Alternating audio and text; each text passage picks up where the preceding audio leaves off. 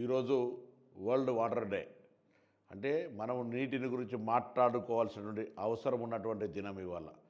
ఈరోజు అందరూ కూడా ఒక సంకల్పం తీసుకోవాలని విజ్ఞప్తి చేస్తా ఉన్న తెలంగాణ రాష్ట్ర ప్రభుత్వం పక్షాన.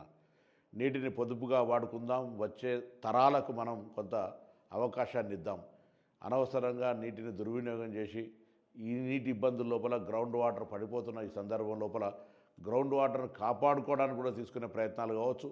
హైదరాబాద్ మెట్రో వాటర్ వర్క్స్ వాళ్ళు తీసుకుంటున్న అనేక కార్యక్రమాల్లో ప్రజలందరూ భాగస్వాములు కావాలని, రాష్ట్ర వ్యాప్తంగా కూడా నీటిని ప్రతి చుక్కను పొదుపు చేసుకుంటూ కాపాడుకుంటూ భవిష్యత్ తరానికి ఎటువంటి ఇబ్బంది లేకుండా చూడాలని సందర్భంగా కోరుతూ, ఈ వరల్డ్ వాటర్ డే అనేది కూడా నిర్లక్ష్యానికి గురయ్యేటువంటి దినం కాదు ఇది.